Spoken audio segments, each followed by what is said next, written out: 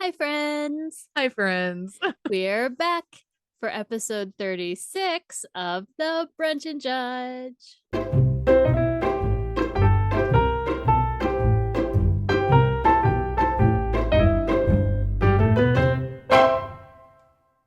Yes, we are trucking right along.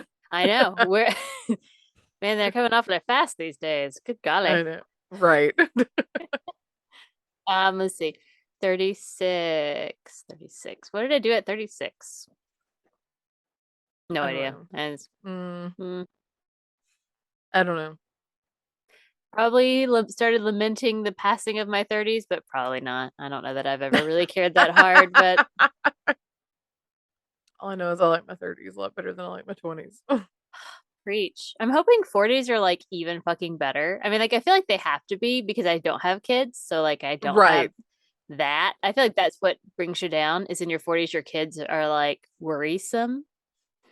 They're not like Because by cute and that point, little or whatever. They're yeah. they're like their own people and they start pushing back and they're teenagery Yeah, so I was saying, depending and on when you had them, they're probably like a little angsty and yeah, and it's just like there's a lot of stress and they have lives that you have to chauffeur them around for. And I'm just like, none of that. So you're I have like, none of no. that. So I feel like 40s are going to be just like 30s part two, Hopefully. just with, slightly better income, Right. maybe, unless the recession kicks our ass. But whatever. It's fine. Fingers It's crossed. fine. Everything's fine. It's fine. Everything's It's fine. not a dumpster fire. No, the world isn't in flames. It's fine. It's fine. It's like that meme with that dog sitting in the fire. It's fine. It's fine. It's fine. It's fine. This is fine. Always. Yes. Like, this is fine. Everything's fine. It's fine. Yep. Mm. Oh goodness. I haven't thought of a judge. Oh, it's fine. I'll go first. Okay. You can go. Okay. So this week, I am judging a very random. I feel like this is a marketing thing. Um, sometimes companies do like weird random shit just for like brand recognition or just to Oh be yeah. like, Mm-hmm. here's a thing and we did that. And you're like, okay, Yeah. okay. Well, this week it's Cheetos. Cheetos. Uh-huh. Cheetos Okay. um have built a statue What? in a very small town in Canada, and Mm. the statue is a hand and it's holding, I think it's like a cheese puff Cheeto, one of the puffs, Uh-huh. and it's covered in the orange. Like the fingers are all I was covered. Yeah. I was gonna say, are the fingers orange? Yes, the fingers are orange. And so it's it's special. I'll throw up a picture here for those of you who care. Um so Okay. they put it in a town. It's called Cheadle, Cheadle, and Oh, it's a like Don town. Cheadle Like it's a kind versus of. like EE. Anyway, like Don Right. Cheadle. I don't know. I don't know how to spell Don Cheadle's name. um, but like this is a really tiny town. There's only like 81 people who live there. Oh wow. And they picked this town specifically because apparently, Claire, there is now a name for the orange dust that you get on your fingers. It's not just Cheeto dust. No, it is called Cheetle, Cheetle. What? Yes, that's what it's called. They said it, not me. Since when? Probably since this week. I don't know. Since this week. Like, Okay. you realize we're talking Right. about a statue where the fingers have orange dust, right? Okay. Yeah, yeah. So I'm just like, they chose this tiny town in Canada because the name Cheadle is very close to the name of the dust, Cheadle. right. Right. So cool. But residents only have the ability to enjoy it until November the 4th, so only about a month. I mean, it's a small town, so like everybody's already seen Okay. it probably 5 times at this point because Right, right. Because there's it's only a 80 something people who live there. and it's Yeah. like a giant, like 7 foot tall statue. So, so okay, sure, why not? Wow. Why the heck not? But it's gonna go on a tour, Claire. So Don't Sure. worry if Okay. you are listening to us in Canada. It may be coming to a town near you because it's for Canadians only. I don't really know why, but Okay. congratulations, guys. You've got a really cool statue that's gonna go on a tour with Cheeto Interesting. dust on its fingers. And I'm just Jesus. like, I can't. okay, sure, sure, I can't. sure. With cheetos. I mean, like, I feel like Yes, it's please send a photo because I have yeah. so uh mm, it's I feel like it's their modern art attempt at having the Wienermobile. Gotcha. Okay. I Gotcha. don't I mean, it's it's weird. I mean, I suppose if there is a defining trait to Cheeto products, it is that you get orange dust on your fingers when you eat I them. mean, that's fair. I won't lie, it's one of the reasons I don't really eat them very much because I don't enjoy having Cheetle on my fingers. That sounds horrifying. It sounds I like don't something really, really horrifying. I don't care for that Can you name. imagine It's it? weird. I got Cheetle on my fingers. Like That sounds gross. it sounds like something very adult that I don't Right. think I'd want. Right. I That mean, just yeah. Mm, bleh. I feel like we should have just called it like Chust. Cheesy dust, Chust. Yes, Like, I mean, you went too Cheeto dust. hard. You went too hard. It's like, oh, Cheetle. Yeah. Cheetle. Cheetle. Cheetle. So that's what I'm judging this week because it's both one of those interesting factoids of, well, that's weird, but also why? And why? Again, guys, I tend to be a headline reader of news because I want to vaguely know what's going on in the world and then choose how Right. much I want to have of that specific knowledge because there's only so much that we can handle in these post-pandemic days because it's everything's still a dumpster fire and there's only so much. So It's true. Yeah. like I scroll through mostly my CNN and I'm scrolling through the headlines and I'm like, oh, like Putin's throwing a temper tantrum because somebody destroyed his bridge and he's all mopey about it. And he's gonna Right. be all like yelling at people. And I'm like, and there's Right. Russians fleeing from being drafted into a war, an army they don't want anything to do with. And I'm Exactly. like, that's awful and horrible. And then I'm like scrolling through my stuff and I'm, reading about Charles the Third's and, Right. coronation date and blah blah blah Because we need blah. another Charles as king. God, we've talked about the bad Charleses, guys. So Right. don't do it, don't do it. I'm scrolling on down and I'm reading about update about Brittany Griner and the horrors that Right. that is, and just Right. sadness and scrolling, and then it's like Cheetos builds a statue in a small Canadian town, and I'm like, I'm sorry, what? You're like, eh. Like, I mean, I'm here for the fun human interest stories, but are there humans who are interested in this story? Right.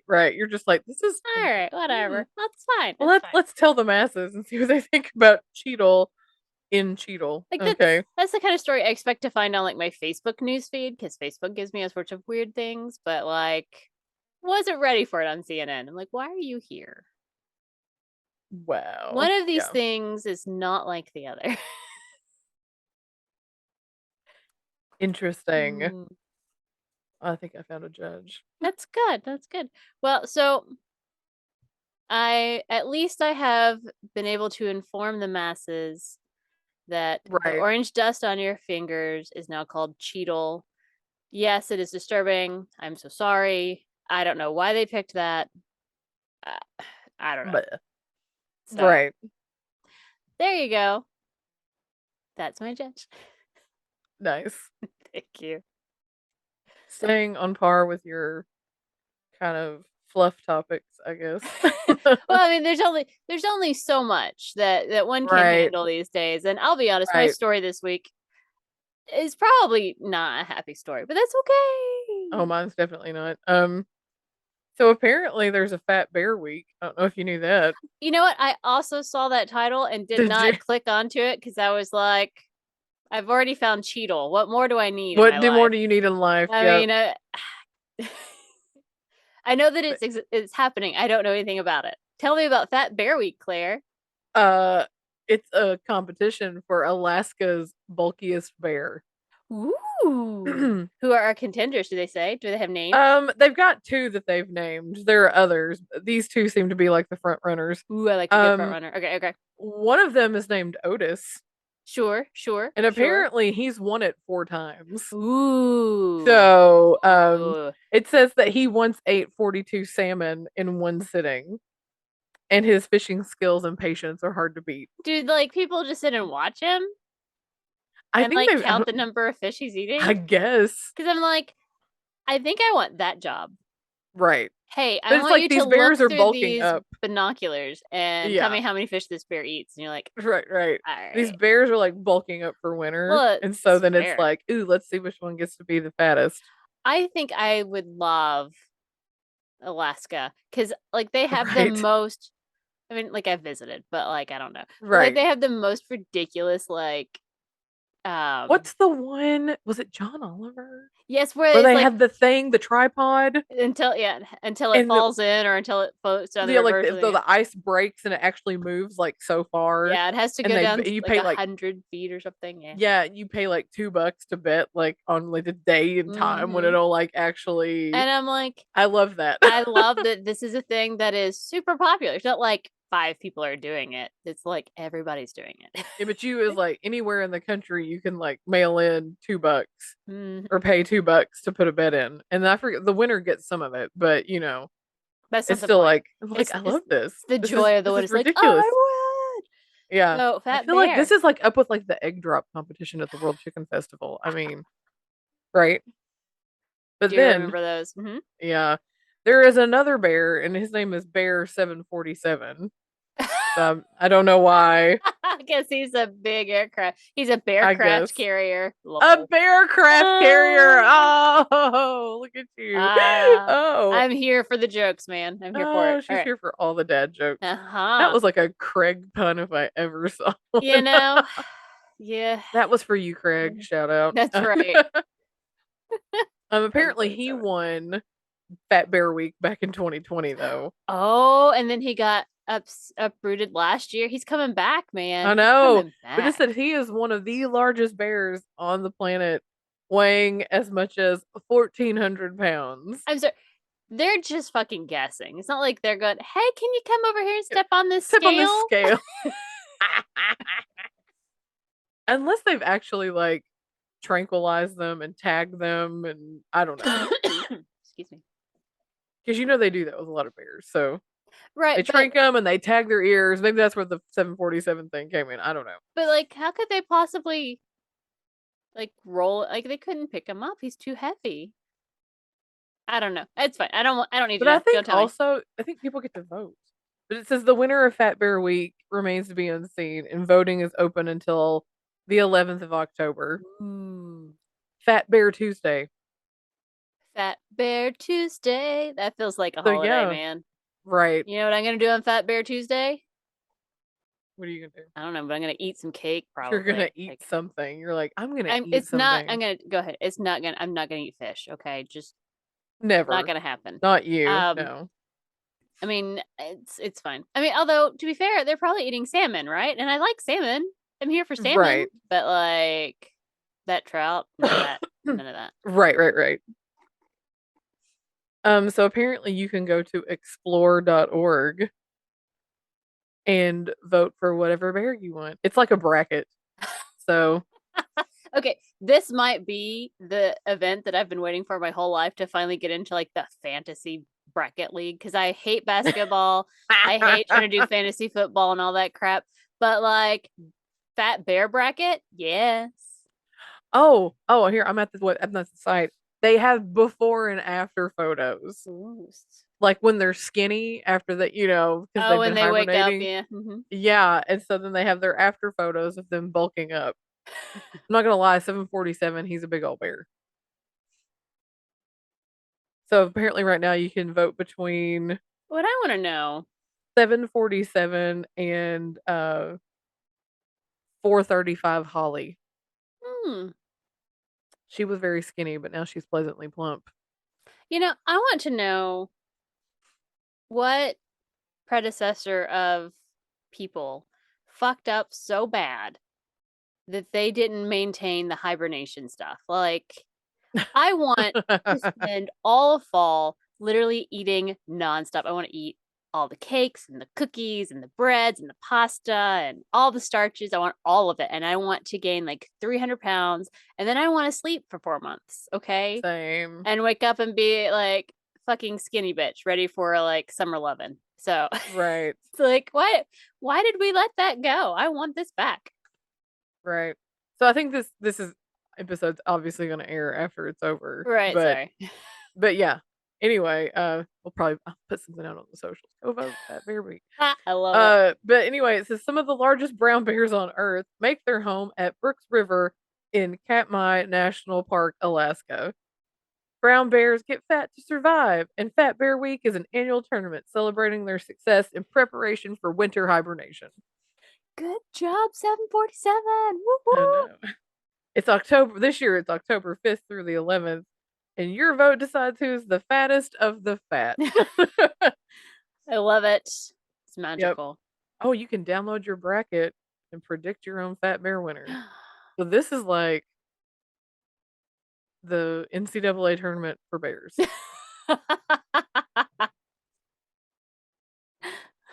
Yep. This is a single elimination tournament for each matchup.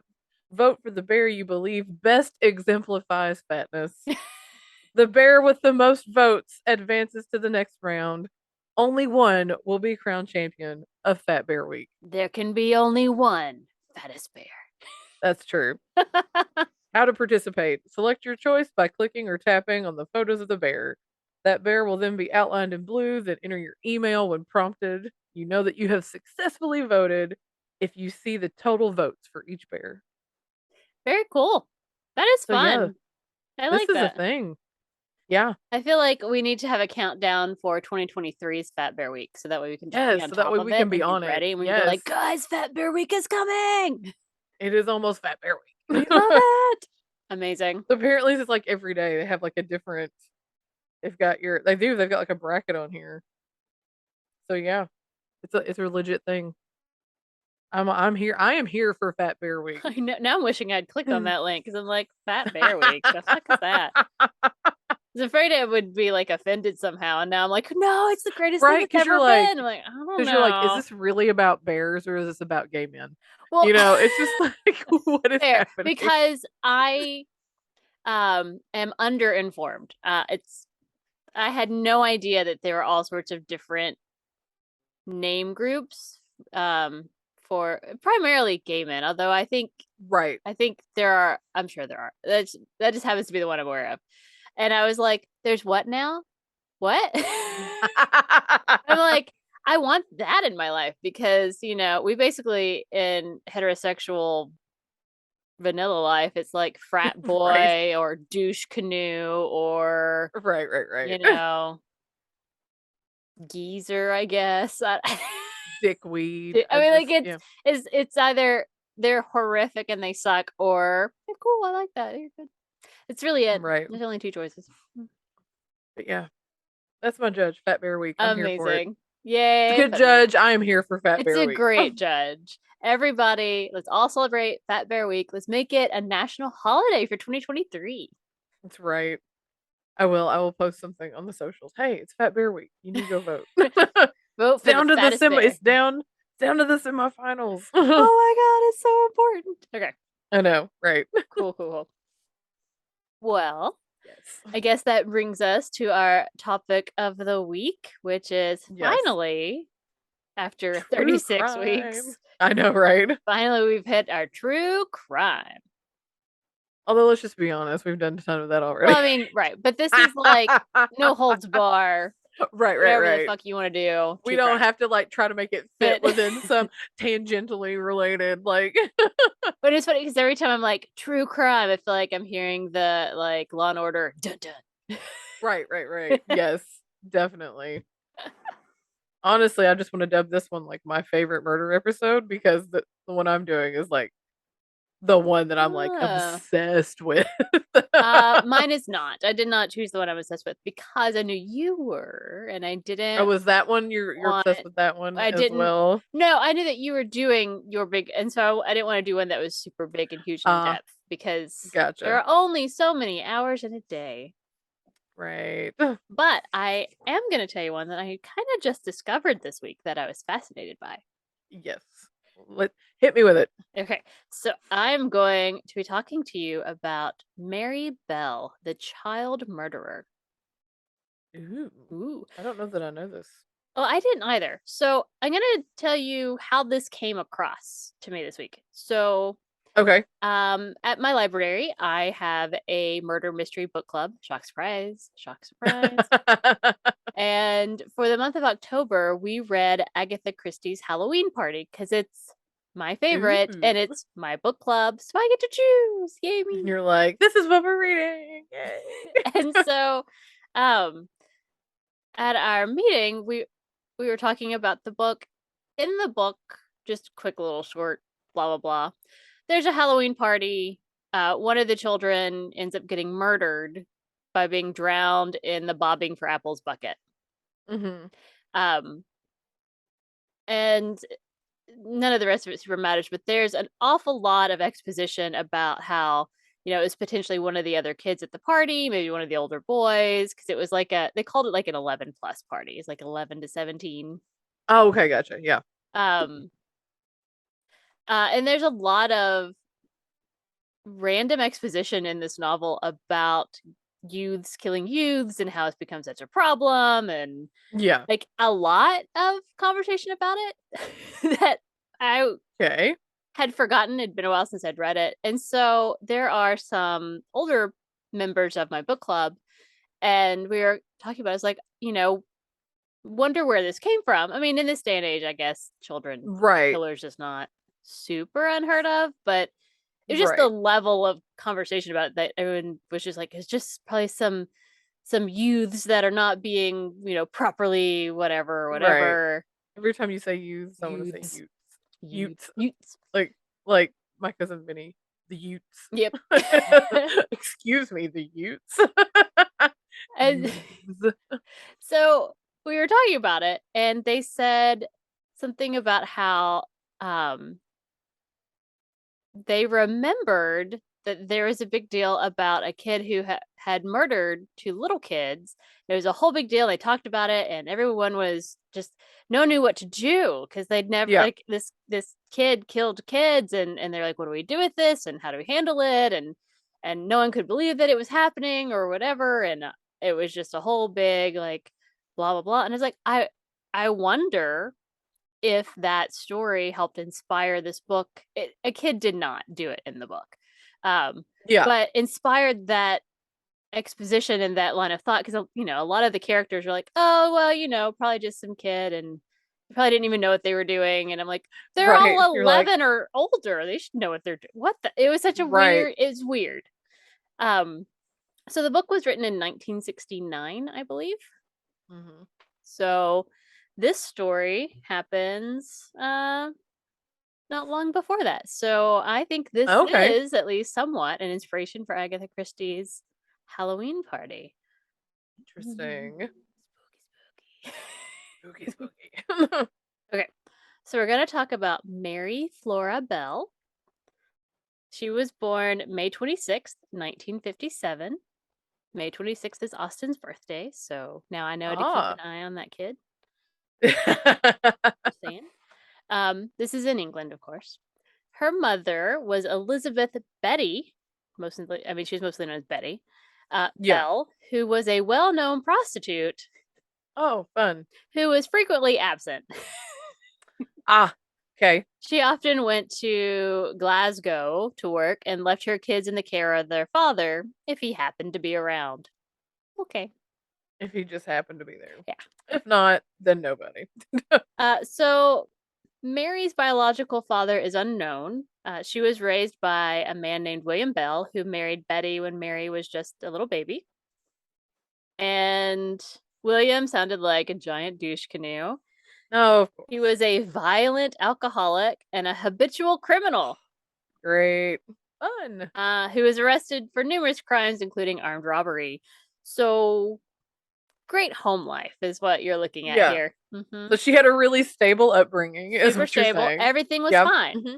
Yeah. She was the second child. She had an older sister and was universally unwanted and incredibly neglected. So, this is not Wow. going to be a happy story. Yeah. I can If tell. it makes you feel Setting. better, this is a long time ago for most of us, so it feels really far away. We're setting this up really well. Yeah, yeah. So Mary's aunt, I think her name was Isa, ISA, Uh-huh. who I think must have been Betty's sister, uh, reportedly said that within minutes of Mary's birth, the hospital staff was like trying to, give the baby to the mom to hold. And Betty was angry. She resented them trying to put her daughter in her arms. Like she didn't want to hold the kid. Wow. And apparently shouted at them, "Get that thing away from me." Well, So, I mean, things were pretty rough from literally the beginning. the beginning, like right off the bat. They did not get better. Mary frequently had injuries from quote unquote household accidents in which she was home alone with Uh-huh. her mother. And Betty's family believed that Betty was deliberately neglecting and intentionally trying to harm or maybe even kill her daughter. Wow. One time, apparently, Betty dropped Mary from a first floor window. And in England, the first floor is what we call second floor. Uh-huh. Okay. Was And it like the first floor is like ground floor or yeah, something, or yeah. yeah. Okay. So they have ground floor and then First first floor. floor. It's complicated. I know, So yeah. dropped her from the first floor window. And another time Wow. apparently gave her sleeping pills. Jeez. And yet another time apparently sold Mary to an unstable woman who couldn't have children. What? And so Oh my I gosh. know, I know. So Mary's older sister Catherine had to travel all the way to Newcastle in order to reclaim her. Oh my lord. Wow, that's And this one's really horrific. There is some suggestion that Betty allowed and maybe even encouraged her, because remember, she's a prostitute, maybe even yeah. encouraged her clients to sexually abuse Oh, that's Mary crazy. and No. might have been sadomasochistic because apparently Betty was a bit of a dominatrix. Wow. It's a lot. It's a lot. But despite all of the negligence and Oh my abuse and the fact gosh. that she did not want this child, Betty refused repeated offers from her family to take custody of Mary, so she would not give up her child. If this, by the way, if this Wow. story is not the true indicator of why abortion access is important, because abortion was not legal in England yet, Right.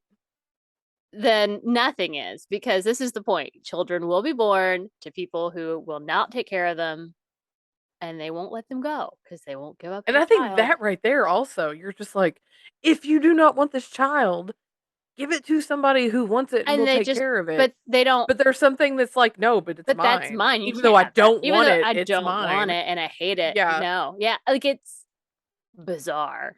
Yeah, that is, yeah. So Mary had a really shitty life.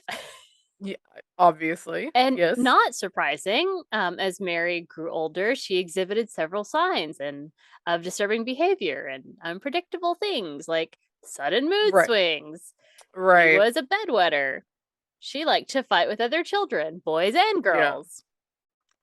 By the time she was 10, she had attempted to strangle or suffocate many of her classmates or playmates.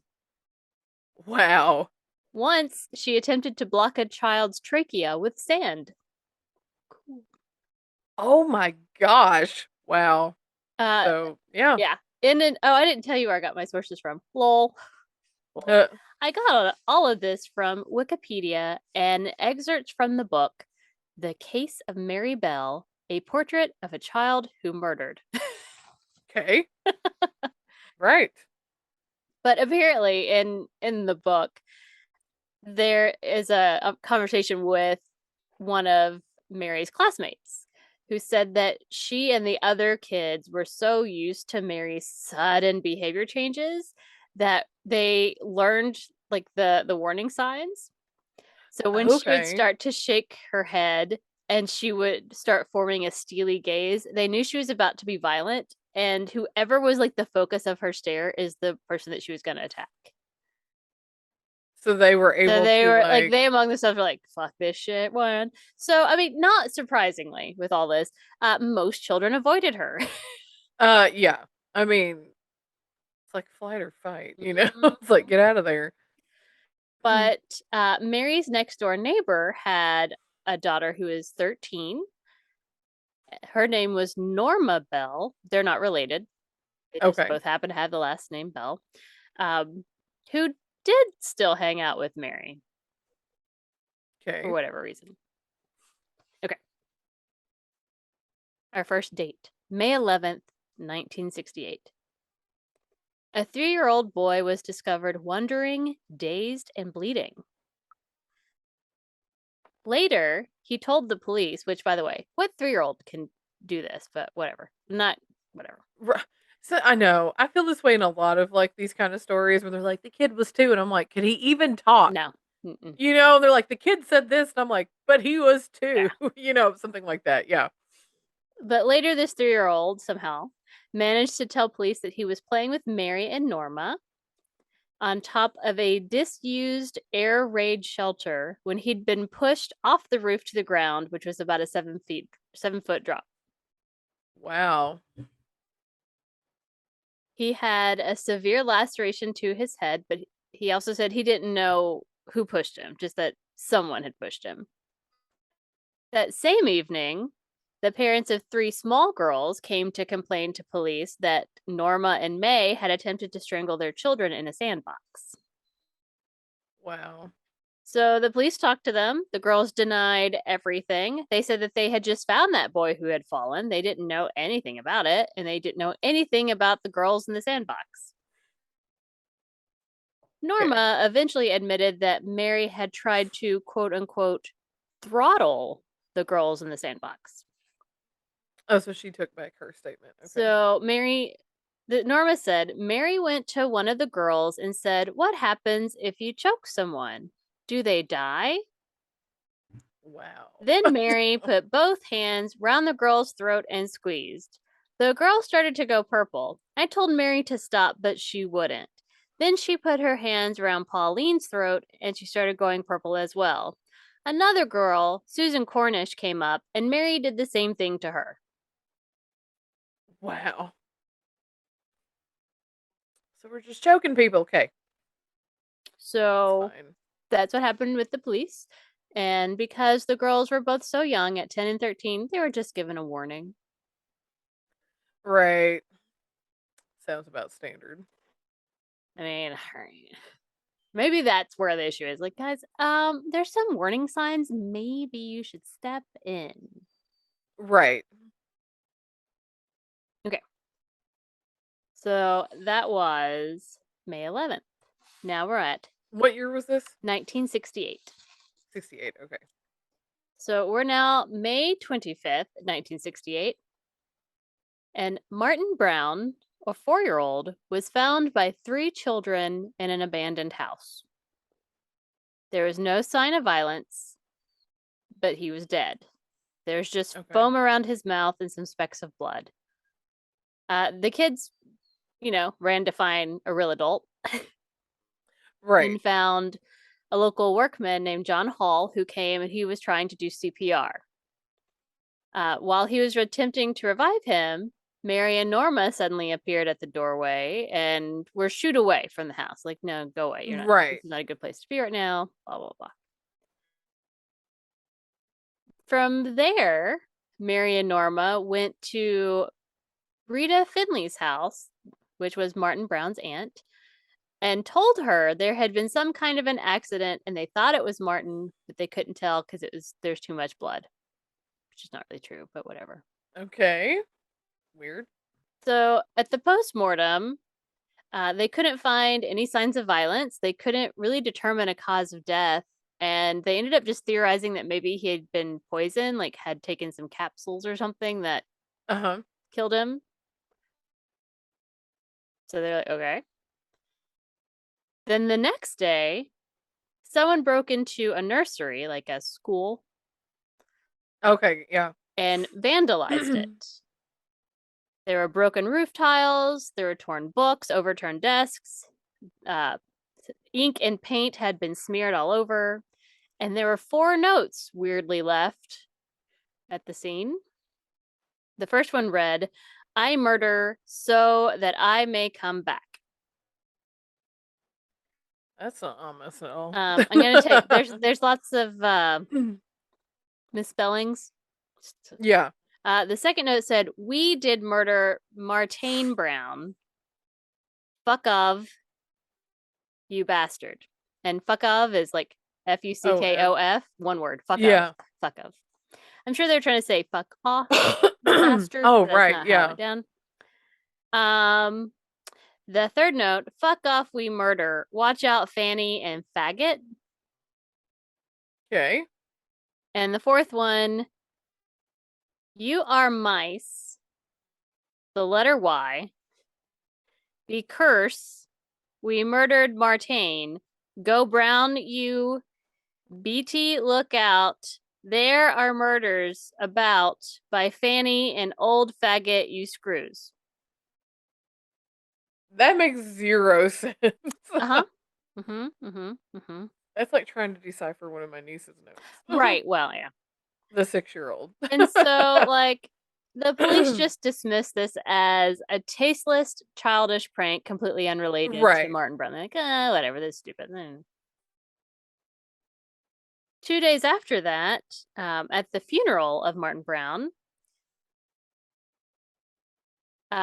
Mary and Norma competed in a weird game of chicken, in which both girls went to the house of Martin Brown's mother asking to see her son.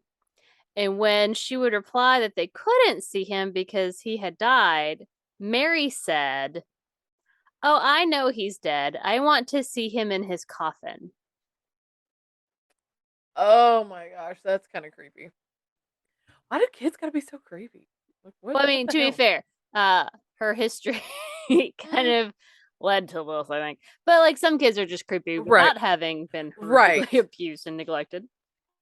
Right. Okay, so we're gonna shoot forward to July 31st, 1968. When 3-year-old Brian Howe was last seen playing with one of his siblings, their dog, and Mary and Norma. Oh. When he didn't return home, and I'm like, he's 3 years old. Why is he allowed anywhere on his own? This makes no sense. When he didn't return home. I was gonna say, just real quick, there's this one, it's more recent, but that's like the story is they let this 3 or 4-year-old walk to camp by himself. I think this happened in like the 90s, late 80s, early 90s, something like that. Dude, Stranger Danger was like high alert then. Yeah, it's like, oh, I'm gonna let my 4-year-old walk.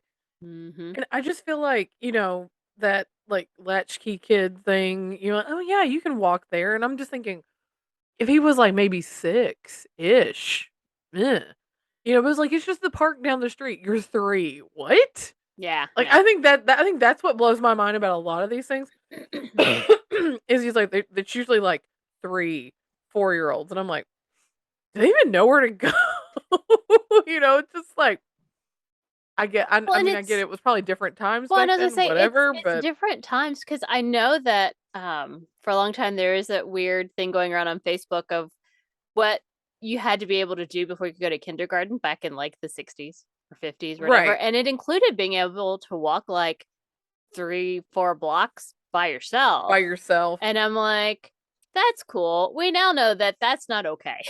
That even, like, you shouldn't really let even your responsible children do that alone if you can avoid it. I mean, like, even like as a kid, when I would go to Heather DeFore. She was my neighborhood bestie when I was a little kid. Yeah. She lived the next street over. And like even just going to her house, I had to call as soon as I got there. I didn't go on any roads. I walked through yards. Like backyards. Yeah. Uh-huh. So I was like, what? But all right. Yep. So, it's just it's impossible for me to imagine like, what the heck? What do you mean? You let a I know. I think that's what blows my mind about a lot of it. Is it's like you think about how things were. You even think about like us, like us running around playing all day long with mom and dad, like just get out of the house. Yeah. And Come they had back no when the idea where we street lights were. come on. Mm-hmm. Yeah. They had no idea where we were. And it was just like, okay, Well, we're home now. It was just well, but even like, I can remember being out playing and hearing my mom or dad like call out for me because they couldn't see me. I was out running, but I was always right. within like yelling distance. I don't ever hear people call for kids like that. Like I never hear people Right. going, "Hey, bro," or, Right. Yeah. They may call for their dog, but they're not calling for their right? kids. I can tell you that. Yeah. Uh, I think that's what blows my mind about a lot of this stuff. Is like even thinking back to how things were now, and I'm just like, I think if I was a parent, absolutely not. How did we get away with that? Some of that stuff and other stuff, I'm like, that's just being too anal. But then there's other things that are there's like like, this weird. no, Everything is in this weird gray area, but I don't know. I think my problem here is that the 3-year-old was with a sibling, okay, which that's fine. I'm sure, maybe it's an older yeah, sibling, they're out doing whatever. But like, doesn't that kid know you can't leave your 3-year-old brother with anybody? You're right, responsible. just You gotta like bring him back with here, you. watch my 3-year-old sibling. Yeah, But so, okay. sorry for No, that no, no. aside, but it's just like I'm just like, it's bananas to me. it is. Yeah, Because I'm reading this and absolutely. like every single one is some like 3 or 4-year-old out off by Yes, themselves. And I'm like, but why? why? Especially when you know that Mary's not the best kid to be around with. Anyway, Right. Like, does the neighborhood not know? but so Brian was last seen with them, and when he didn't return home, neighbors and relatives started searching for him, like through the streets or whatever. Yeah. It wasn't until 11:10 p.m. that his body was found between two large concrete blocks, and it had been really stupidly covered with like clumps of grass and weeds. Uh-huh. Like Like, oh, we're trying to hide it, but not really. and there was a pair of scissors nearby. Now, so Ew. his postmortem was more successful. He had been strangled. Uh-huh. There were some puncture wounds on his legs, and a Okay. section of his hair had been cut. All right. More disturbing, his genitals had been partially mutilated. Ugh. There was a crude attempt to carve an M in his stomach. Now, all of Ugh. that stuff happened post-mortem, so like he wasn't tortured or anything. Yeah, but still. Yes, but That's still. like, what?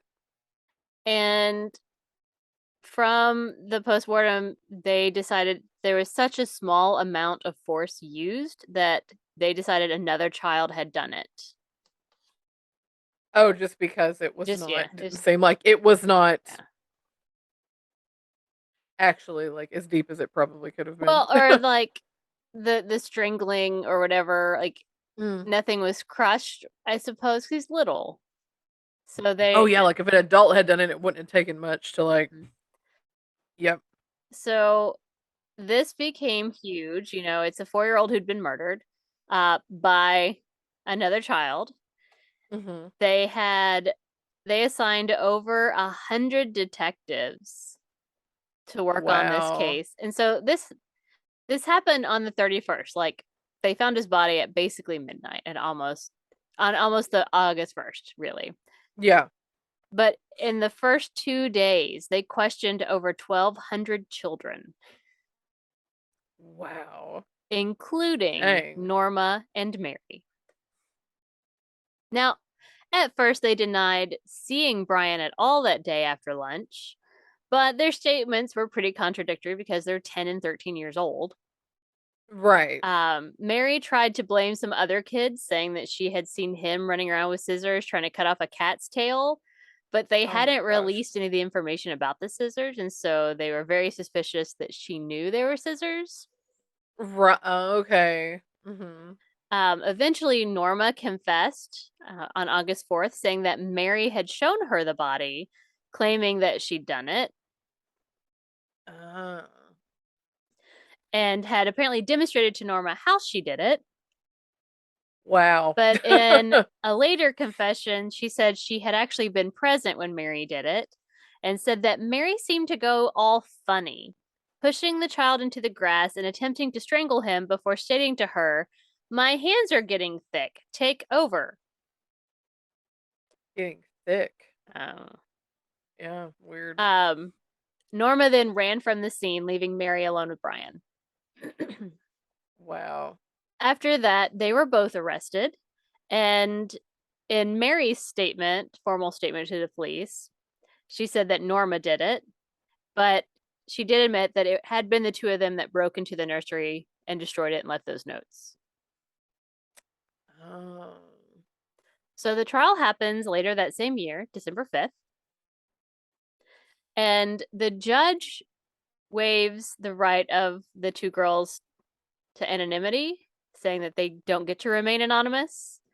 So it, of course, Okay. becomes a huge media sensation. Their names, their Right, right, pictures right. flash everywhere because they're children that have They're murdered kids. children, and Yeah. it's unheard of and obscene and it's crazy. So my thinking is that this is probably what was happening that made her write all of that up, like so much exposition about kids killing kids. It Kids was killing really kids. bizarre. And I'm like, well, if it had been in the news like nonstop, then yeah, I bet it was Then it absolutely probably, on her yeah. mind.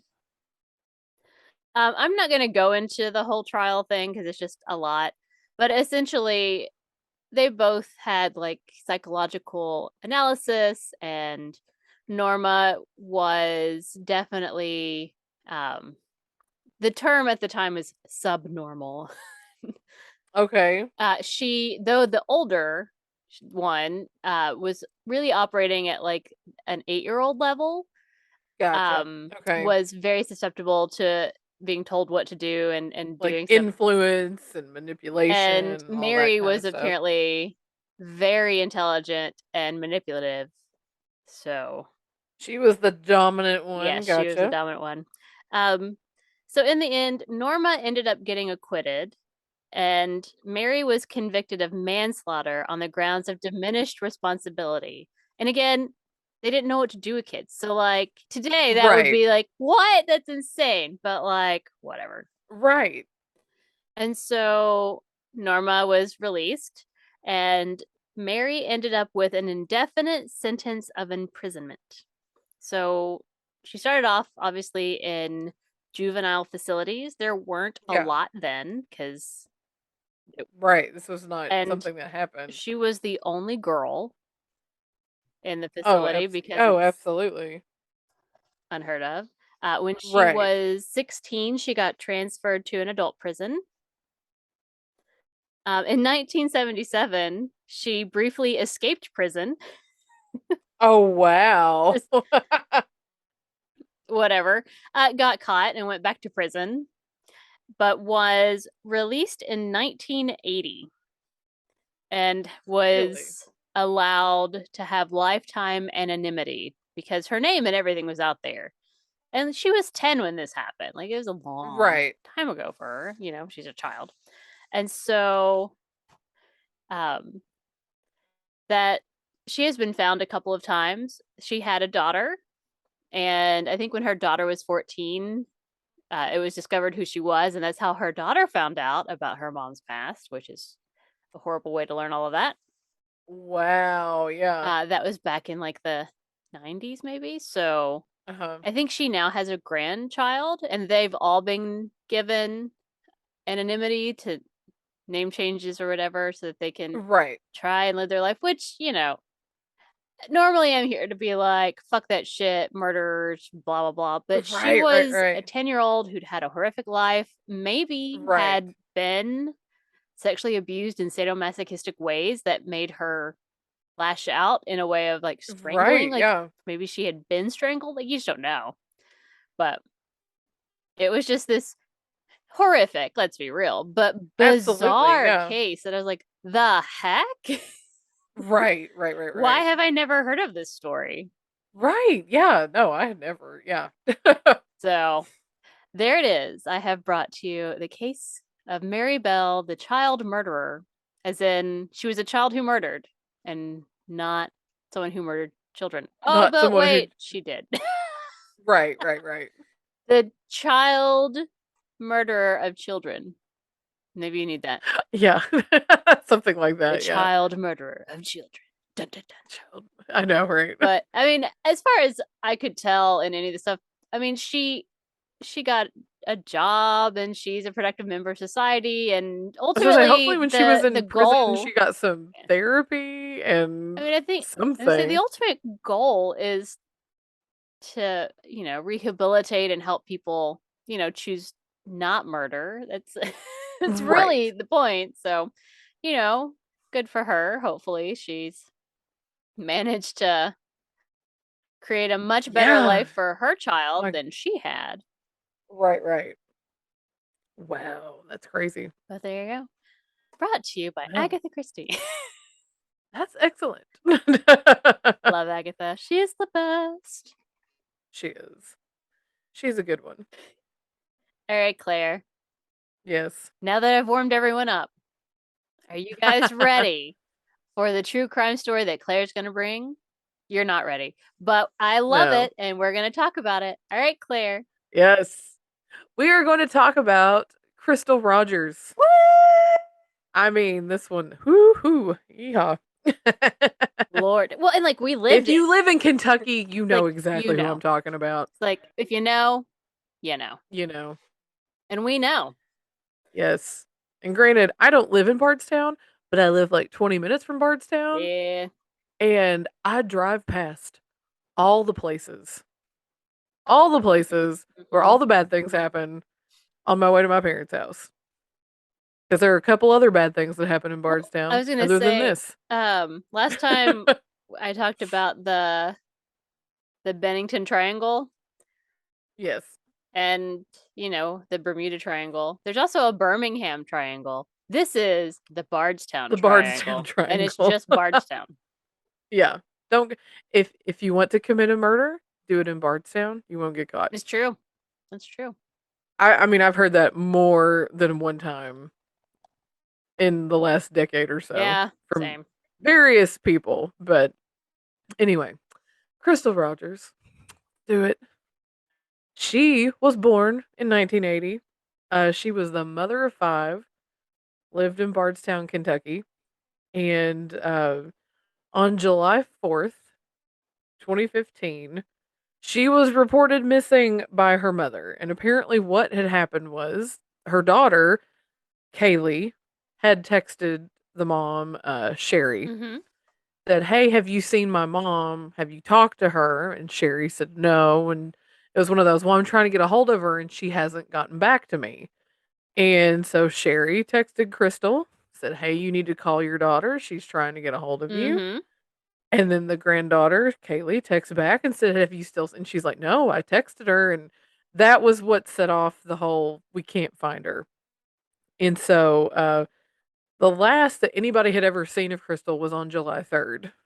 Um, the boyfriend, Brooks Hauk, said that they uh, had a disagreement. He Mm-hmm. went to bed and she was left sitting on the couch playing games on her phone. And then when he woke up, she wasn't there and the car was gone. Likely story. Bullshit. Likely story. The car was just But gone. right, right. So Sherry, after the texting and nobody's seen her, nobody's spoken to her, any of that. She she talked to Brooks, the boyfriend, and the youngest son. Brooks was the father of their youngest son. And she had four kids from previous relationships. But that when she talked to him, he had the kid, and that she said he never had the youngest son Eli. That Crystal always had the youngest son with Mm-hmm. her. Because the other ones were much older, like, you know, some of them I think could even drive maybe, Mm-hmm. but they were older, could stay by themselves, but he was little. And that she always had him with her, and that Brooks never took care of the kid, and that he had Eli, and that to her was just so unsettling. And this when she was like, "I'm gonna go to the police," and then Brooks was like, "Yeah, you should do that." Like he never like made an attempt to be like, "Yeah, I'm gonna go. I'm gonna report my girlfriend missing." Right? So that's a little suspicious, just saying. But the day that she reported Crystal missing, Crystal's car was found on the side of the Bluegrass Parkway, which is this road between E-Town and Lexington. Mm-hmm.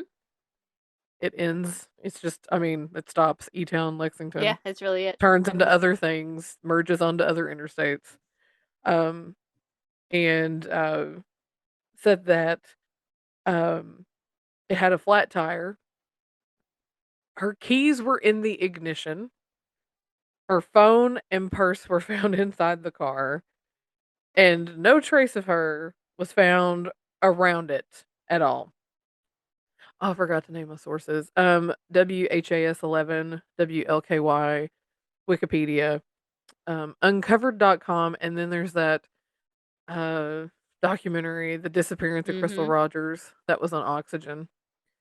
But anyway, so in that documentary, The Disappearance of Crystal Rogers, this team comes to her mom's house because they gave the car back to her mom. Like, the police still do not have her car. Right. They just, like, apparently sort of went through it and gave it back. And I realize, I'm going to preface this with everything. I realize that in those documentaries, that this one was like, ooh, we need to do this for shock value. We need Right. to do this like entertainment value.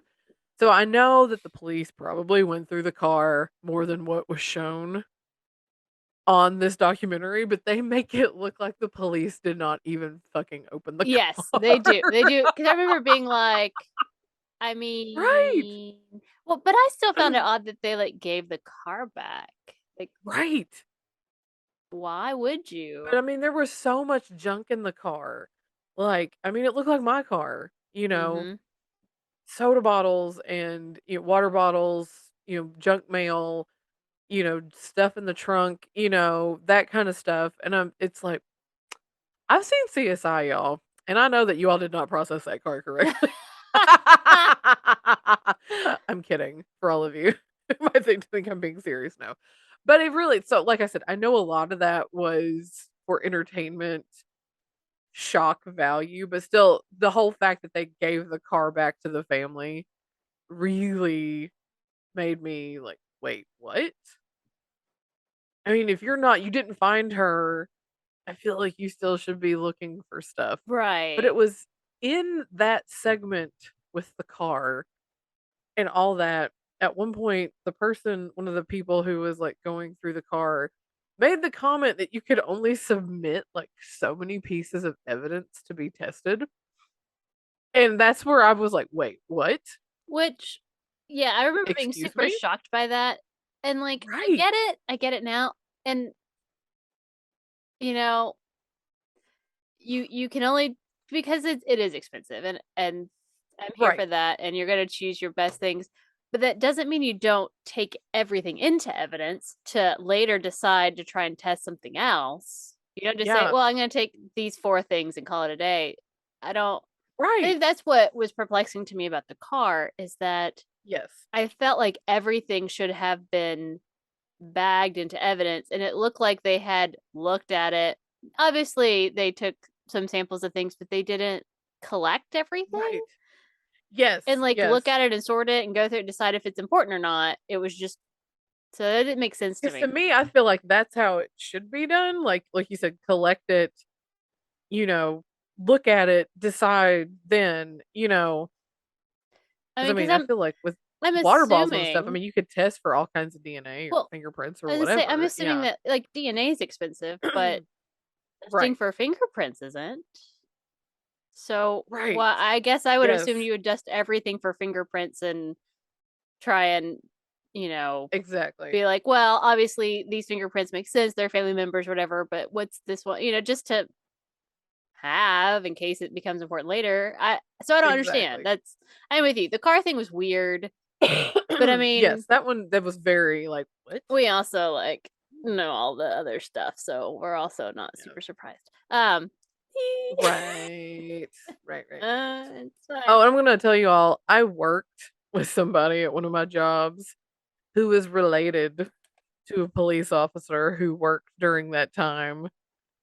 And she informed me not only about a lot of the things on that case before I ever saw, like, there was shit coming out in that oxygen thing that Mm-hmm. had never been released before that I knew about. And I had told April, like, oh my Yeah. God, there's this. And then they talk about the oxygen thing, but also about how shady and shitty Bardstown Police and Nelson County Sheriff's Office are. Like, it's just a dumpster fire of Yeah. nepotism and And I mean, shadiness, we're not here to apparently. say that they are currently bad. I know there's been a lot of No. changes. Yes. there's been Yes. there's been some good change. But at the time that this happened, this was what people felt and believed, is that they were not Yes. good. I just I want to mean, be very and careful about this. yes. This And is this what was people were 2015. saying, not Yeah, this was 2015. So this necessarily was, what we're saying or we believe or right the current at the state. time. We're just saying this is Yes. the word on the street. Yes. So this was the stuff that was on the DL Mm-hmm. in E-Town. But yeah, her car was found at the 14-mile marker. There is currently, and since it has been found, a giant sign there. Mm-hmm.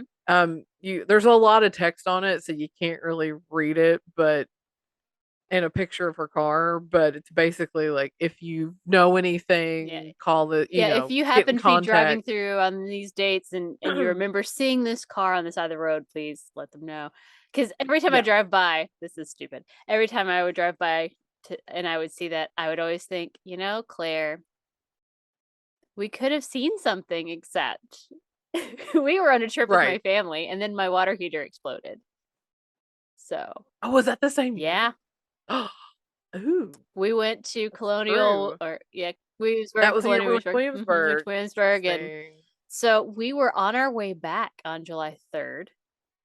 Yes. July 4th, we were at my house, but we were with my plumber replacing my water heater. Right. Yes, Yep. that's so, like, That is true. if things had been different, like, you might have been driving back and seen that car. Wouldn't that have been I weird? mean, Isn't that really, weird? right? Like, I That I is think very about it true. every time I drive by. I'm like, Claire could have seen something. We Like, could have if we seen had gotten back like a day earlier, something. Mm-hmm. that would have been, oh my gosh. Isn't Yeah, that weird? It's right. weird. It's weird. It's very weird. But with the car, also, her brother stated that the seat was in a weird position, that, she had her seat pulled up closer to the Mm-hmm. wheel, and that this was scooted all the way back. So, he believes that somebody else drove her car to that spot and just left it. Mm-hmm. Because, what woman drives places and leaves the key in the ignition and her phone and her purse? That's always my favorite. Is like, oh, they just left. But I'm like, No, they didn't. but they left their phone in their purse.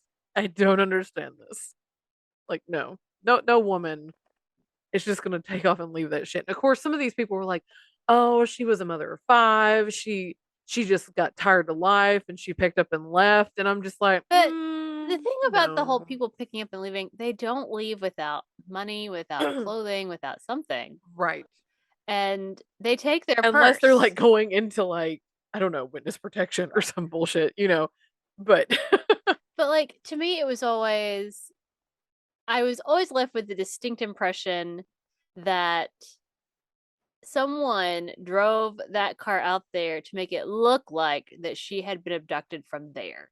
And it always felt right. like that's they're trying to make it look like something had Right. happened, and With the then flat the tire. flat It's like, tire. oh, we're gonna give this car a flat tire. And She probably got, put her, got out. Somebody came by, took her. Yeah, that's exactly what that was. so It was a it's always felt like that. It's distraction. always felt like someone has been trying to make it look like Right. she got abducted, like stranger danger.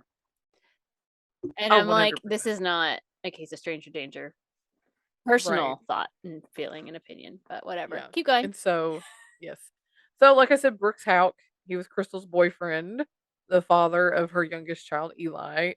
He owns several pieces of rental property and a construction company. And like I said, he claimed that he and Crystal had had a disagreement that night, and at one point he said that they were out at the farm, Mm-hmm. which Brooks' family has a farm in Bardstown, and that it was cold and rainy. They were out there, and then she just leaves, or she stayed. They left because he wanted to take the kid home, which I'm like, that doesn't sound like a dad, Mm-mm. whatever. But anyway, they had some kind of disagreement that she was just on her phone when he went to bed, and he woke up and the car was gone. And so he claims that she was mad at him, and so if she was mad, she would go to her cousin's house and stay the night. So that's what he told her mom and dad, Sherry and Tommy Ballard. That's what he told them that he thought she had done. But To me, all it tells me is that they fought a lot. That she right. had a place that she specifically went when they would fight, and I'm like, Yeah. that's This not is like healthy. they went on that on the TV show. They talked to on that documentary. They talked to the cousin, and the cousin was like, "No, not really." It was just like she was there a lot, but she didn't stay the night, Right. kind of thing. She would go because they were really good friends, cousins, Mm-hmm. and she said she was like second mom to her children, that kind of thing. But she was just like, no, she didn't want her to stay the night. Mm-hmm. So I'm just kind of like, yeah, this is this is not good for him. Anyway, but so the Ballards, her parents, they immediately, like, not far into this, like a couple days missing, and they're like, he did it. Mm-hmm. He did something, you know. And they've never believed his story about any of it. And so soon after Crystal's disappearance, they started offering a $25,000 reward. And they claim that Brooks was not really helpful in the search, especially after a certain point. It was, he was, I think, initially just like with basic stuff, but then it was just like, no, Mm-hmm. I'm, I don't want to talk anymore. Like we've done this already. I'm done. Bye. Right. And so July 8th, 2015, they brought Brooks in for questioning. And in the middle of the interview, his brother Nick calls him and tells him to stop talking to the police. And now here's the thing, his brother Nick was part of the Bardstown Police Department. And I'm just like, that is the shadiest thing, I swear. Yeah.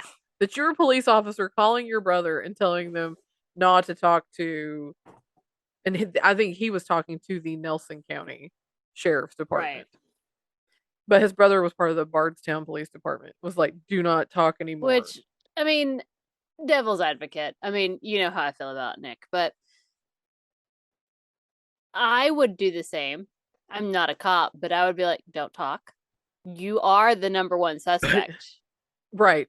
But I don't think I'd call him right in the middle of a police interview. Well, Maybe maybe, text him. well, Don't make it so obvious. That's what I'm just like.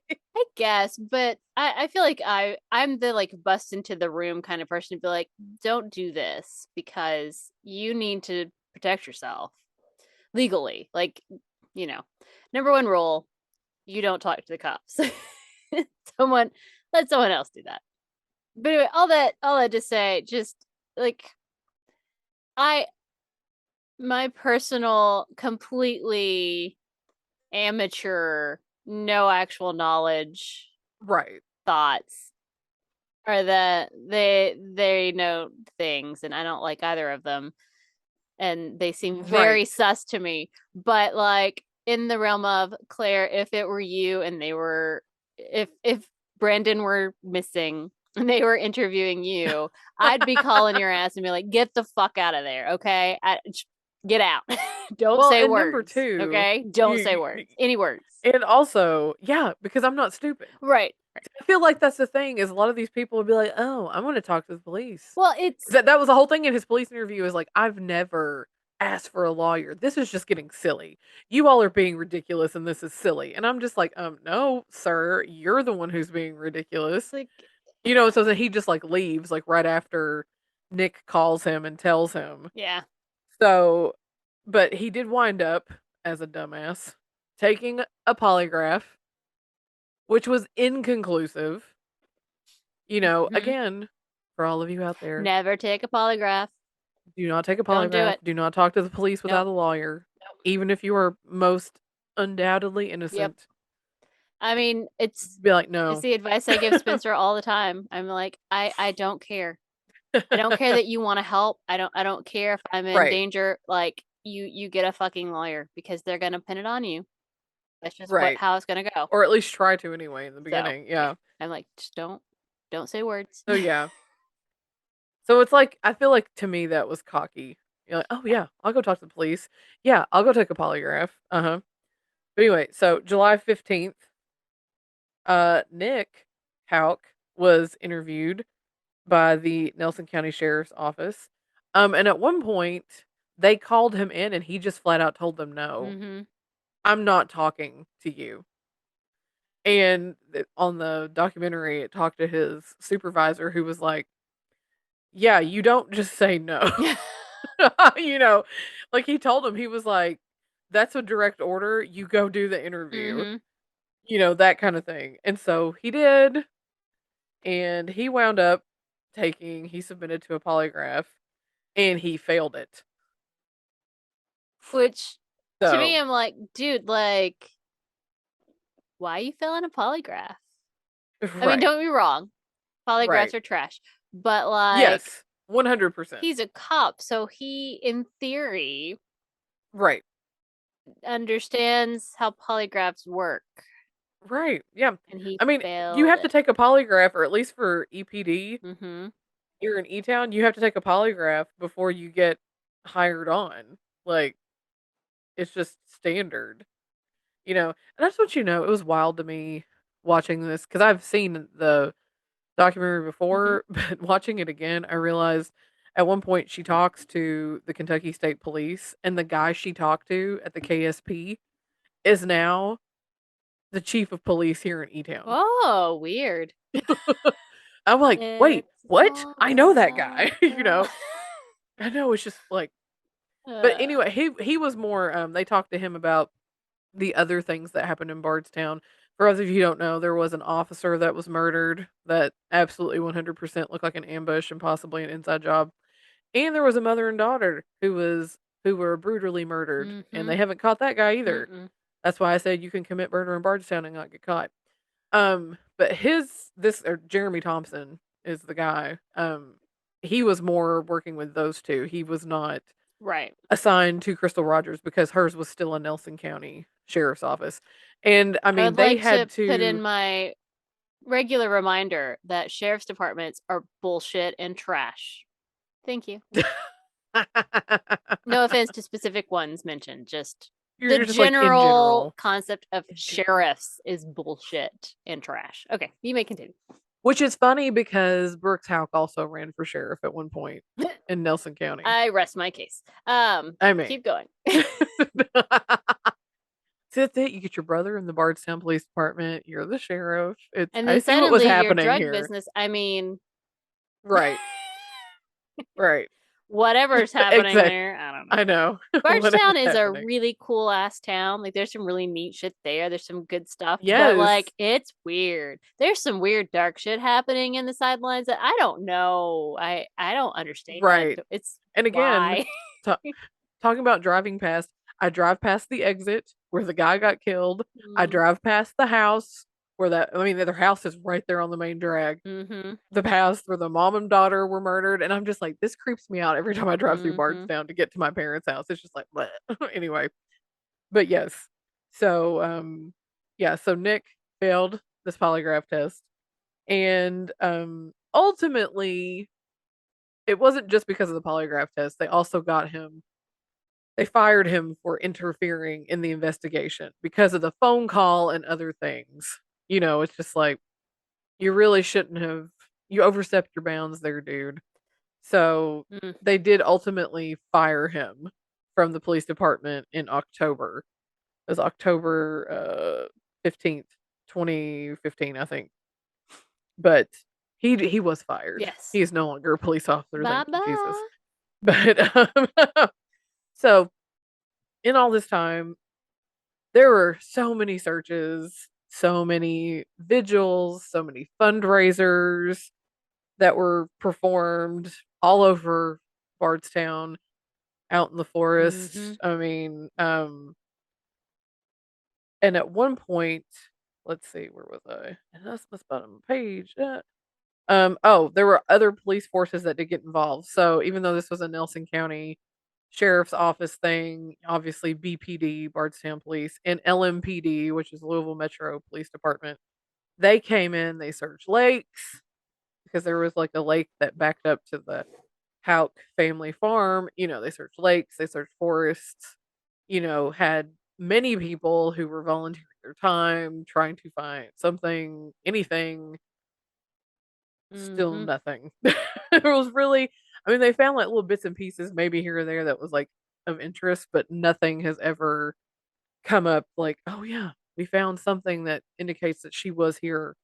So, but during this investigation, a white Buick became an important piece of evidence because the investigator saw one parked at the Hauk farm the night Crystal disappeared. Mm-hmm. And so the Hauk's grandmother, Anna Whitesides, owned a white Buick, but then she also sold it a few weeks after Crystal disappeared. Convenient. Right. Hmm. Which they subpoenaed her for a grand jury because they felt like she specifically sold that white Buick to avoid it from being tested and, gone Hmm? through and submitted into evidence. And she refused to testify. She pled the fifth. Oh, I was gonna be It was like, like, but to no, it was just me, when basically she people didn't. plead the fifth, that means they're guilty or they've done something that looks fucking guilty. And I Right. sold my car because I wasn't using it anymore. The time looks Right. weird. Sorry. That's not that's not grounds. So it just makes everything look Right. worse to me. I'm like, you pleading the fifth? Right. Right. So yeah. So but in this, I'm just saying, my grandmother yeah. would not have done that for me. And she loved me very Oh much, but she'd no. have been Absolutely like, not. "You're a fool. You don't murder people. Stop that." Right. Right. Right. Right.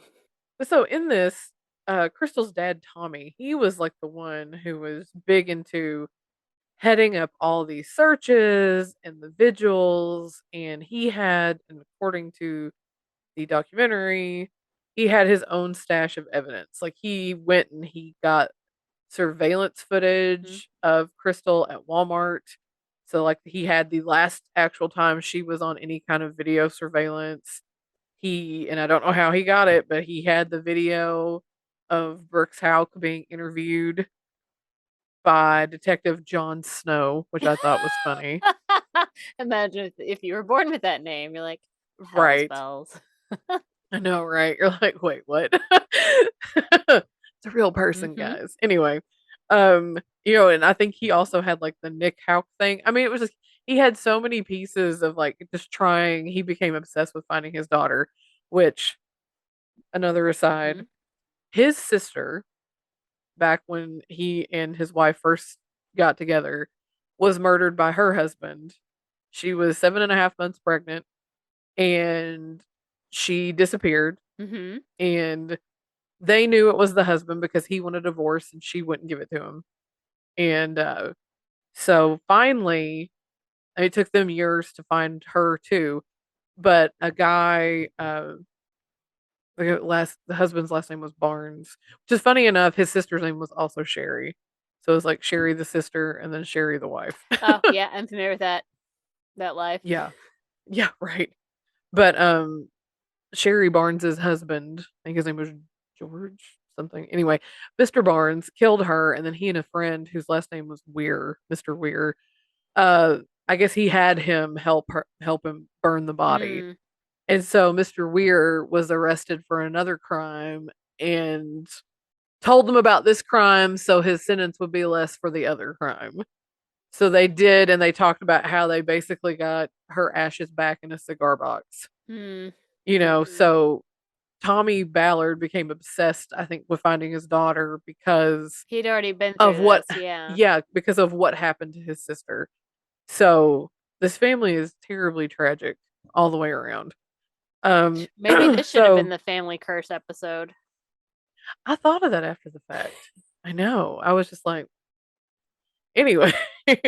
So 16 months after Crystal disappears on November 19th, 2016, her dad, Tommy Ballard, is out on his own property hunting with Crystal's oldest son, his grandson, and he was shot and killed. And the police come out and was not the grandson did not accidentally kill him, and he did not accidentally shoot himself or intentionally shoot himself. So somebody else shot him on his own property while he was hunting. Mm-hmm. And in the documentary, again, for entertainment purposes, they make it like, oh, we found this place where a person was leaning up against a Right. tree. And but I don't feel like that's like out of the realm of possibility because their property backs up to the Bluegrass Mm-hmm. Parkway. And in the wintertime, when the trees have no leaves on them, you can see their house. Yeah. And there's a sign also there now too that's like, if you know anything about this Yeah. murder, call whoever. So that also is like past that on my, it's like going to Bardstown, it's like Crystal's car was found. Her dad was shot here. There's the exit. It's just Yeah. like all kinds of crazy Well, junk. and especially when so um the officer who was killed, his name was Jason Ellis. I went to college Yes. with him. I had classes with him, which is weird. Yes, I knew It's that so because weird. you were like, I knew that Like I guy. knew him. We had philosophy together. It's weird. It's weird. Like we weren't like friends, but knew him. Um, but like he was shot. Like he was Right. ambushed in a way. Like it was set up so that he would get out of his car to move a piece of debris from the road, and he was shot. And so there's just this weird, like maybe unrelated but feels bizarrely similar connections. It's like, well, Right. so Right. and But it doesn't I make sense agree. to me that anyone else was out there hunting in that area because, as you said, it's right up to the Right. Bluegrass Parkway, so you can only shoot one direction, Yeah. And and so the it's their theory property, was, so it doesn't make any sense. yeah. And so I feel like the most popular theory is somebody pulled off on the side of the road, probably went into the tree line, Mm-hmm. and did shoot him, kind of like what they said in the Mm-hmm. documentary. But I still feel like that's probably one of the most popular theories for a really good reason. But no, obviously I feel like Crystal and her dad's murder are connected. Yes, Definitely. he knew something. He had access to something. Someone got scared that he was going to figure something out, Right. Right. In his box of even evidence. if it wasn't As specifically related to his daughter's disappearance. Like he stumbled right. upon something, and he's dead. Now, and as for Officer Ellis's, I wouldn't be surprised if it was connected just because the police department was shady. As far as like that. Again, like he knew something or, whatever. Was close to finding out something. Like they're too close. We gotta take them out. Right, right. It's weird. Bardstown's weird. And Like like I said, there's not that many yeah, none people of these who live deaths there, are guys. solved, by This the is a way. small ass Yeah. town. Yeah. None of these deaths are solved. So, but yeah, they think somebody came and shot him through the trees, but there was like nothing. Mm-hmm. His gun didn't discharge. It wasn't the grandson that accidentally shot him. It was just like he got shot in the chest and he died. And so now Sherry has to like do all this forging on her own. Mm-hmm. So, like I said, there were lots of investigations conducted, like as far as like searches for the body. But recently, the FBI has been in Bardstown twice. Mm-hmm. Um, two major searches. The first one was in August of 2020, and well, this one was weird because they were out searching in some forest area and they came across some human remains. of course, when they report that they came across, we're all like, yes, It's like they finally, finally found her. this is They it. found her. All right. And then This is it. This is it. And so months go by, mm-hmm. months. And then it finally comes back that it was not her. But then that was all they said. Mm-hmm. It just was They not, never tell the us bones who were it not is. Crystal Rogers. Mm-hmm. And I'm like, but whose dead body was out in the Yeah. woods? That's another thing that's like, wait, what? It's like, who's Whose this body is guy? this? Who's this girl? Who's this person? Like, why don't And yeah, I don't even know if they said if it was a male or a mm-mm. female. I don't even know. Yeah, it was just like, it was found not to be her. And I'm like, but wait, Then who is? y'all found a dead body, human remains out in the woods. And you're just like, oh, it's not her. Are we looking into who it mm-hmm. was and what happened? That's what I want to know. Nothing, nothing. You know, FBI, they're pretty tight lipped about their shit. So, Fair. as it goes. But anyway, that was one that I was like, wait, what? Mm-hmm. I remember because I was like, April, they found, we're texting about it. They found remains. It might be over. And then it's like, no. And it's like, whoa, whoa. But who? So that's another unsolved something. So many. So many. Okay.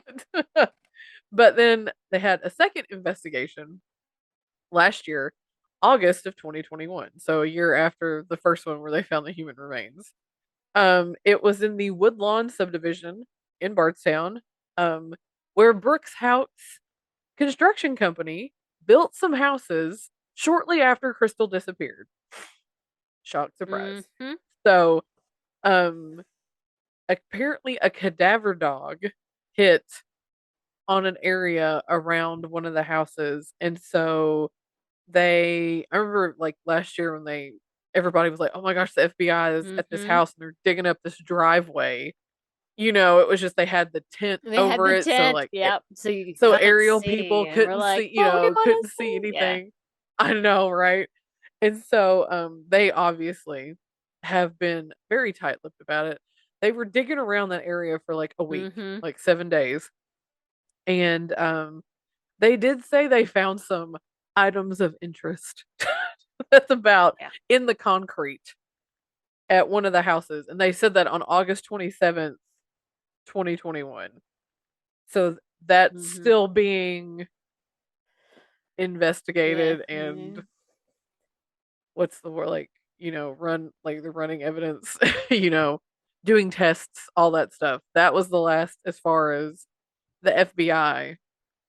And at one point, they went into Brooks House home and they took out a bunch of junk, like tile and stuff. Like, and they took out his computers. So it was just like, what's going on?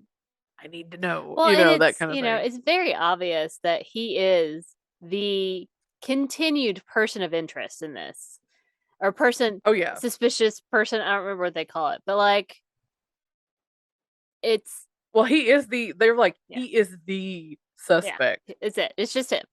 Yeah. But when was that? Oh, it was when what's his face got fired. When Nick got Right. fired.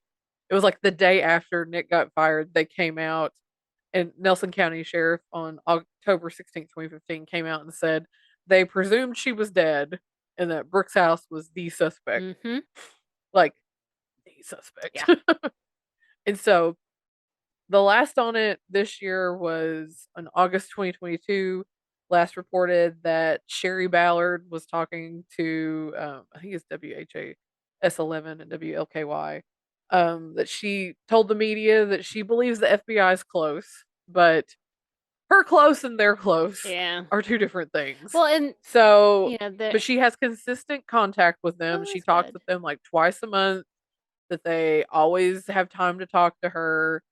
And she believes that the prosecutors are the ones that are like holding this up. And I mean, I get it, because if they're wanting to get him, I'm sure they want to make all their I's are dotted, their T's are crossed, Mm-hmm. that it's all in order to be able to prosecute him and, nail his ass to the wall if he really did it. Yeah. Which, I mean, I really feel like you'd have to have some really strong evidence for me not to believe that he fucking did it. Yeah, I'm gonna need a lot. Like a lot, a lot. Like, Right. I mean, not to be I especially in like true crime shows or whatever, and podcasts, people are like, oh, we know they did it. They did this. And I'm like, I try and Right. be careful not to, because sometimes it's like, oh God, we were all so fucking wrong. But Right. this is one of those cases where like everything, just feels like it's him. There's like Right. literally no one else. And the things that, like the fact that he didn't find it weird that she left the kid, but everyone else did. Or my personal favorite is that the car had a flat tire and was pulled to the side of the road when she had in the past had a flat tire and drove on it all the way to the next exit because she wouldn't. She would She's like, I'm yep. not doing She that. would So, she refused because she wanted to be safe. and She was so not one of there's those just people. no Yeah. way that she would have pulled over this time when she previously had not. So, like, Right. it just doesn't Yes. make any sense to me. I don't know. Right. And it was, also according to my source, they have a reputation of being assholes. Yeah. I mean, in Bardstown, Nick and They're not Brookstown. well They really liked. do. No, Which no, they're doesn't not. help, and it doesn't help their But image, they're but like one of those people that are well connected, so you can't really like go against them because right. who they are. But she just side notes on this. She told me her cousin worked on the case, and actually he is on that documentary as well, The Disappearance of Crystal Rogers. But how he had in the police department had been demoted because the new police chief at the time had a beef with this guy in high school, a beef with her cousin in Oh, high school, and right. he had been demoted and finally I think was fired eventually. He either fired or quit. But anyway, he sued the police department and actually won a pretty penny in his settlement. But they did fire that particular police chief Mhm. and some other people. So it's just Bardstown Police Department, Nelson County Sheriff. They've had issues in the past. Mhm. Like we said, we're not saying that now, but still, it's just like, Well, it wait, only what? takes one not great cop to fuck stuff up. Right, And not great right, can mean like they're not well trained. Not great can mean that they're dirty. Like I don't know. I'm not right, saying any of these things are accurate. I'm saying it seemed like the environment of these particular police departments were not conducive to solving literally any of these murders that have been happening in Bardstown. I mean, right, it's a lot. right. Again, guys, this is a small ass town. Like, I'm gonna look it Yes, up because, like, it's not that big. Just because I don't think right, people, that's a lot of unsolved murders for anywhere. But right. like, hold on. Bards town. Also, it is Bardstown, Bardstown. If you're from there, they call it Oh, Bargetown, like that's with a G. I did not know that. That's Kind of weird. like, Barberville Barvel. is Mm. Barvel. Yep, Okay. Bards, Bardstown. Bardstown Yeah, with Bards. a D because I'm not stupid. Bardstown has only 13,000 people. Okay, 13,000. That's Right. nothing. Okay, Yes. Right. for this many really bizarre, horrific murders that just no closure. It's Oh, absolutely. it is again. It's the Bardstown Triangle. It is. Just like, see, like, how many people did you say it had? 13,000? 13,000. See, E Town, Elizabethtown is more than double that. Mhm. We've got almost 32,000 How as of many unsolved 2020. murders do you guys have? Not that Right? many. Ugh, Actually, I don't know that we have any right? unsolved, right?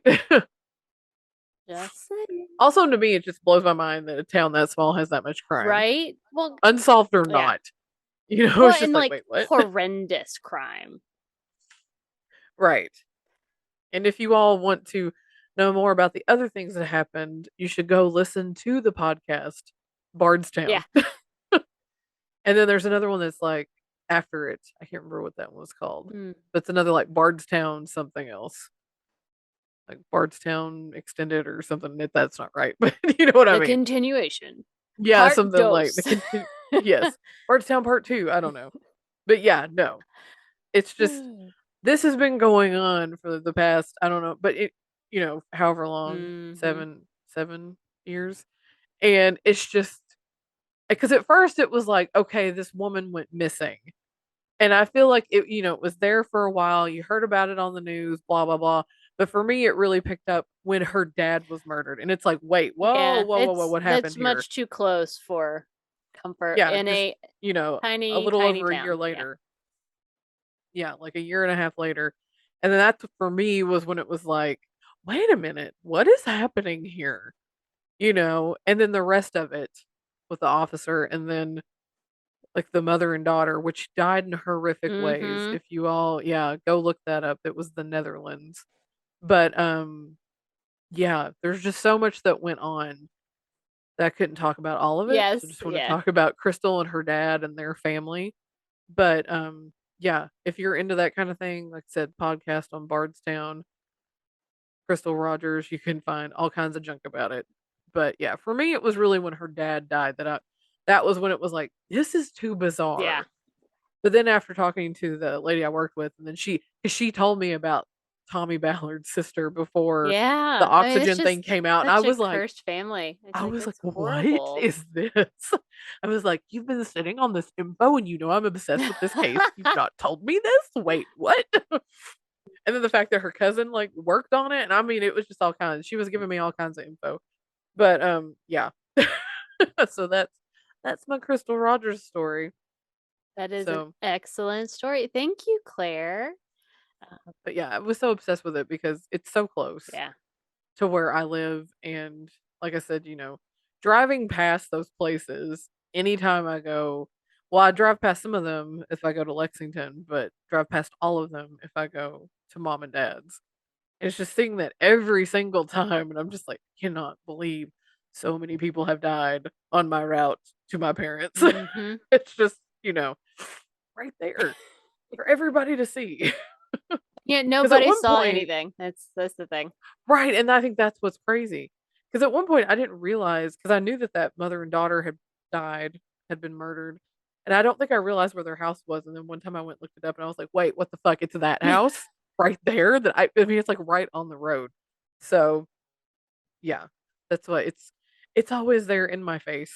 That's why I'm No, I mean, it makes perfect sense. Yeah. a little obsessed with it because it's so close. It's there. I almost feel like I know these people even though I don't. Yeah. Because you've seen them like all the time, on the news, and you just really feel for her mom, And at one point, the mom got into a custody battle with Brooks Hauk over the youngest Mhm. child, and he won. Well, 'cause They let him keep until right, he's actually guilty, I mean, suspicion is not enough. and I think he even got it to where the kid could not, or had to have like what is it, supervised visits, Mhm. because, and I mean, I kind of get this to an extent. Like you said, innocent until proven guilty kind Mhm. of thing. But it's like when the kid would go visit his grandmother, then he said the kid would come home and be really belligerent and have behavior issues and would say, "What did you do to mommy?" You Oh, know, no, that's not fair, grandma. Don't do yeah, that. Don't do that. yeah. So it's like I get it. To me, I'm just like, no, be the bigger person. Like even though if you feel like he did something to your daughter, Well, don't and I think it's try okay. to poison your Yeah. grandson just in case he didn't do it. Well, You know? and, like, I think it's okay to say to a child, "Your father and I don't agree on things. We're not big fans of each Right. other, so we're just not gonna talk about him, okay?" And just Yeah, right. We're just gonna, yeah, leave it be Mhm. kind of thing. So I think that was why he went for full custody of the son because she was planting I stuff mean, in his and I brain, 100% get it. And I mean, because yeah, ultimately, if he is guilty of this, he probably led to the death of her daughter and her husband. So that's a lot. I right. hate him on her behalf. Like I would hate him too. So Right. Right. I get it. But yeah, it's that's Yeah, rough. it is. Okay. Well, It is indeed. I guess that means it's time for tarot time with April. Woo! Because it's spooky season. Yes, it is. I feel like so I saw this thing on the internet because that's where everything is. On the interwebs. Mm-hmm.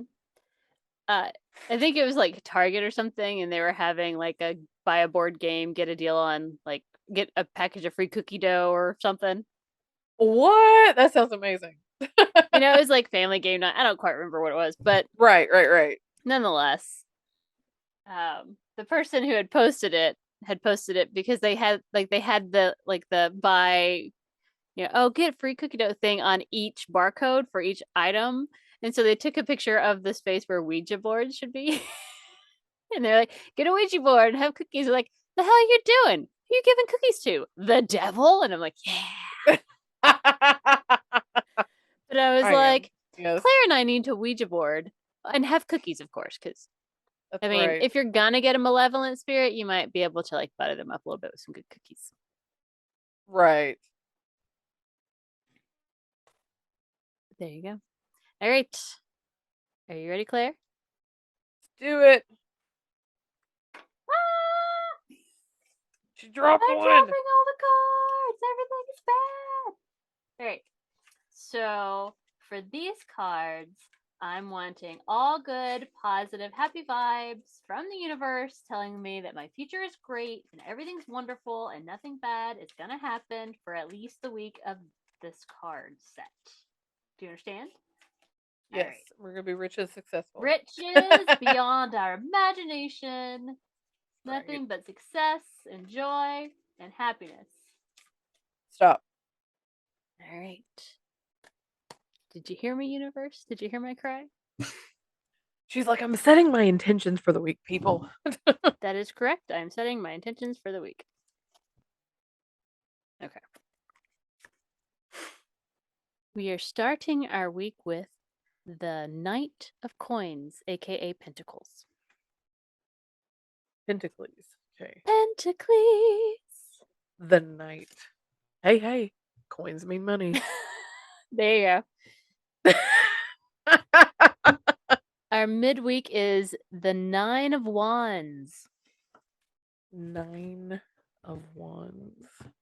And we shall end the week with I always forget, the Ace of Cups. Inverted, though. Okay. Which is usually bad. That means all of our water is spilling out. So it's probably not great. Oh But no. what are you gonna do? What are you gonna do? We're just gonna have to read our book to tell us what we need to know about everything. Everything. The Knight of Pentacles, AK Coins. This knight isn't as kinetic as the others. He's a bit shy and feels a bit awkward, but he feels best when he's at home.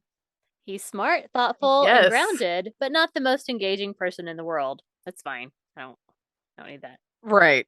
It's like Grounded, reliable, has to live honorably. He keeps a stiff upper lip and all that. Eyes straight ahead. His horse has all 4 feet on the ground. It's true, he does. And is a big, stocky thing, too. This guy isn't afraid of hard work, and he's very considerate and thoughtful. He can be so grounded, though, that it's hard to motivate him or get him to change direction. Even his horse looks bored with all 4 feet on the ground. It sounds like my everyday life of I'm just not doing things. It's fine. I'm just gonna chill. It's fine. Grounded, chilling. But moving forward at my own pace. Right. The Nine of Wands reminds us to protect ourselves. We need time to heal, to reassess who we can trust, and we need to gather our resources after we've had the bejesus kicked out of us. Well, that certainly didn't happen from the Nine, so I don't know what that's about. Right. But we also need to keep an eye to those who truly have our backs, because that's a gift that needs attention and gratitude. Let's see. The wands are so reliant on the question asked, the person asking, and the placement of the card. Okay. Whatever. Do. Let's see. Another meaning is protecting oneself unless it's inverted. Our man has support. It's true. We have support. We have a dude behind us helping carry our stuff. So that sounds good. Yay. Looks like. Let me look at my card here. So yeah, it looks like it's, you're carrying some of your wands, your sticks, but someone else is helping you carry your sticks. That sounds fine. Nice support. Everything's fine. No. Everything's fine. It's fine. Okay. So, all right. I mean, so we're. So I was going to say, we've had Ace of Cups a few times. Yep. But I don't think it's been inverted from what I can tell. I don't think so. This is the first time we've had Ace of Cups Inverted. Which means it's got to be bad, right? Right. Let's see. The Ace of Cups inverted is pretty straightforward. That water, those emotions, spill out everywhere. Yeah. This is unlike the even pouring water of the Star and of Temperance. This is chaotic drama. When this card shows up reversed in a reading, people are generally involved in some heavy emotional craziness, and it's a good indication they need to stop gossiping, mind their business, and become busy. Well, all right. Well, we did just spend a lot of time gossiping about the. We did. Oh, fine. It's fine. It's fine. It's not wrong. That's fine. It'll be fine. The universe didn't quite give me what I want, but it's fine. And part of me is like, my weekend has already been chaotic. How much more chaotic can it get? Claire, don't challenge the universe. It will show you. True. All right. Well, that was fun. It'll be like, universe will be like, fuck around and find out. It's like, hold my beer. Right. All right, Claire. 100%. So I believe this is going to be this next topic is going to be our last Spooktober topic. Ooh, yes. So make sure it's spooky. All right, are you ready for our wheel of fate? See what we got. Give me something spooky. She's laughing. Mothman. That is spooky. That story scares the shit out of me. So that's fair. Mothman. Love it. All right. So we will end our Tales of Spooktober with Mothman. Right. Love it. It'll be excellent. It will be excellent. It'll be lots of fun. So be sure to come back next week for our Tales of Mothman. And what other random things we have to tell. Right. It's true. All right. So until then, you can find us and all the things and all the places at Brunch and Judge. Please follow, like, and subscribe. It makes it a lot easier for us to do this every week. And share with all your friends.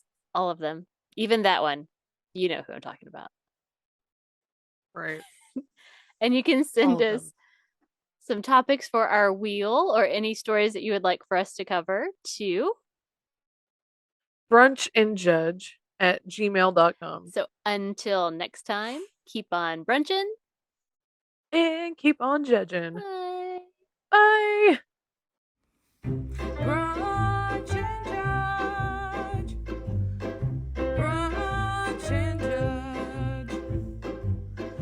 We brunch and judge everything and give you opinions that nobody asked for.